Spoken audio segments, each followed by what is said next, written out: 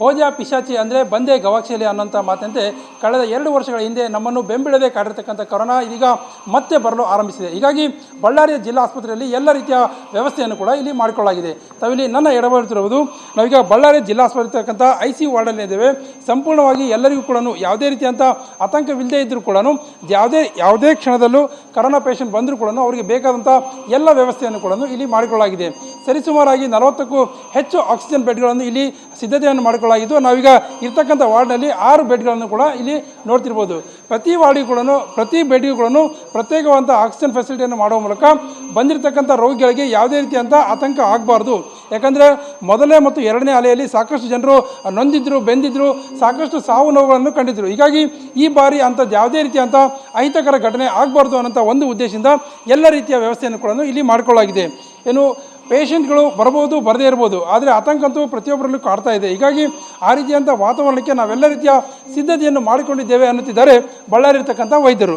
ಇನ್ನು ಈ ಬಗ್ಗೆ ಮಾತಾಡೋದಕ್ಕೆ ಜಿಲ್ಲಾ ಸರ್ಜನ್ ನಮ್ಮ ಜೊತೆ ಇದ್ದಾರೆ, ಅವ್ರನ್ನ ಕೇಳಬನ್ನಿ. ಸರ್, 1ನೇ ಅಲೆ 2ನೇ ಅಲೆ ನಮ್ಮನ್ನು ಭಾಳ ಕಾಡಿತ್ತು, ಆದರೆ ಈ ಬಾರಿ ಅಂಥ ವಾತಾವರಣ ಇಲ್ಲ ಅಂತ ಅಂದರೂ ಕೂಡ ಎಲ್ಲೋ ಒಂದು ಕಡೆ ಆತಂಕ ಕಾಣ್ತಾ ಇದೆ ಸರ್. ಈಗ ನಾವು 1ನೇ ಅಲೆ ನಮಗೆ ಸ್ವಲ್ಪ ಹೇಳ್ಬಿಟ್ಟು ಬಂತು, 2ನೇ ಅಲೆ ಯಾವುದೇ ಸಡನ್ನಾಗಿ ಬಂದು ಎಲ್ಲ ದಿಗ್ಭ್ರಾಂತರಾಗಿ ಸಾಕಷ್ಟು ಸಾವು ನೋವುಗಳು ಸಂಭವಿಸಿದ್ವು.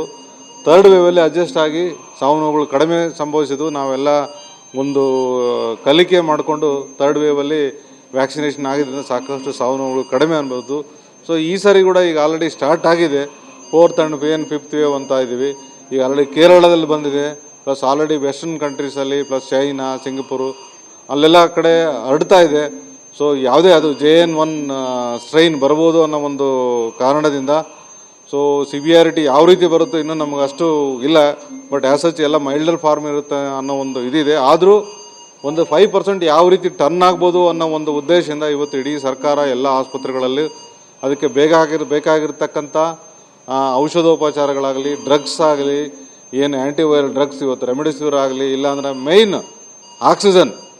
ಆಕ್ಸಿಜನ್ನೇ ಇದಕ್ಕೆ ರಾಮಬಾಣ. ನಾವು ಈ ಏನು ನಾವು ಕೊರೋನಾ ಅಂದರೆ ಫಸ್ಟು ಅಟ್ಯಾಕ್ ಮಾಡೋದೇ ನಮ್ಮ ಲಂಗ್ಸ್. ನಾವೇನು ಉಸಿರಾಡ್ತೀವಲ್ಲ ಆ ಲಂಗ್ಸ್ಗೆ ಅಟ್ಯಾಕ್ ಆಗೋದು. ಆ ಲಂಗ್ಸ್ಗೆ ಅಟ್ಯಾಕ್ ಆಯ್ತು ಅಂದರೆ ಅಲ್ಲಿ ಹೋಗಿ ಲಂಗ್ಸ್ನಲ್ಲಿ ಐಸ್ ಥರ ಹೋಗಿ ಕೂತ್ಕೊಂಡ್ಬಿಡ್ತದೆ. ಅದು ಕೋವಿಡ್ ವೈರಸ್ಸು ಕೂತ್ಕೊಂಡು ಅದೆಲ್ಲ ಇನ್ಫ್ಲಮೇಷನ್ ಆಗಿಬಿಟ್ಟು ಮನುಷ್ಯನಿಗೆ ಆಕ್ಸಿಜನ್ ತೊಗೊಳಕ್ಕಾಗಲ್ಲ.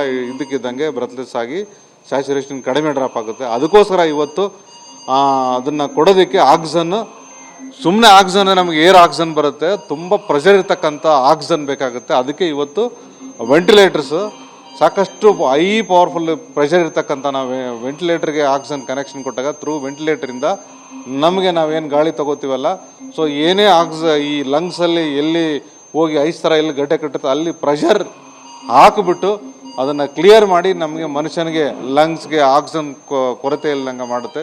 ಸೊ ಆ ನಿಟ್ಟಿನಲ್ಲಿ ಇವತ್ತು ತಾವು ನೋಡ್ತಾ ಇದ್ದೀರಿ ವೆಂಟಿಲೇಟರ್ಸ್ ಇದೆ ಇಲ್ಲೇ ನಮ್ಮ ಮುಂದೆ ಎಲ್ಲ ವೆಂಟಿಲೇಟರ್ಸ್ ರೆಡಿ ಮಾಡ್ಕೊಂಡಿದ್ವಿ. ಬೆಡ್ಸು, ಅದಕ್ಕೆ ಬೇಕಾಗಿರೋಂಥ ಆಕ್ಸಿಜನ್ನು, ಮಾನಿಟರ್ಸು, ಡ್ರಗ್ಸು, ಇನ್ಕ್ಲೂಡಿಂಗ್ ಸ್ಟಾಫ್ ನರ್ಸ್ ಎಲ್ಲದನ್ನು ರೆಡಿ ಮಾಡ್ಕೊಂಡಿದ್ವಿ. ಈಗ ತಾನೇ ತಾವು ಒಂದು PSA ಪ್ಲ್ಯಾಂಟ್ ಕೂಡ ನೋಡಿದ್ರಿ, ಅದು ನಮ್ಮ ಏರಿಂದ ಕನ್ವರ್ಟ್ ಮಾಡಿ ನಮಗೆ ಬೇಕಾಗಿರೋಂಥ ಆಕ್ಸಿಜನ್ ಕೊಡ್ತದೆ.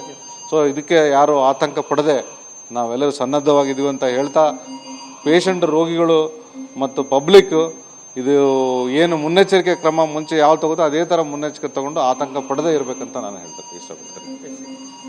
ಇದು ಇರತಕ್ಕಂಥ ವೈದ್ಯರು ಹೇಳ್ತಕ್ಕಂಥ ಒಂದು ಮಾತು, ಮುನ್ನೆಚ್ಚರಿಕಾ ಕ್ರಮ ತೆಗೆದುಕೊಳ್ಳಿ, ಆದರೆ ಆತಂಕ ಬೇಡ, ನಾವೆಲ್ಲ ರೀತಿಯ ಸಿದ್ಧತೆಯನ್ನು ಮಾಡ್ಕೊಂಡಿದ್ದೇವೆ, ಯಾವುದೇ ರೀತಿಯಂಥ ಆತಂಕ ಪಡುವ ಅಗತ್ಯತೆ ಇಲ್ಲ ಅನ್ನೋಂಥ ಮಾತನ್ನು ಇಲ್ಲಿರ್ತಕ್ಕಂಥ ವೈದ್ಯರು ಹೇಳ್ತಾ ಇದ್ದಾರೆ. ಕ್ಯಾಮ್ರಾ ಪರ್ಸನ್ ಶ್ರೀನಿವಾಸ್ ಜೊತೆ ನರಸಿಂಹಮೂರ್ತಿ, ಏಷ್ಯಾನೆಟ್ ಸುವರ್ಣ ನ್ಯೂಸ್, ಬಳ್ಳಾರಿ.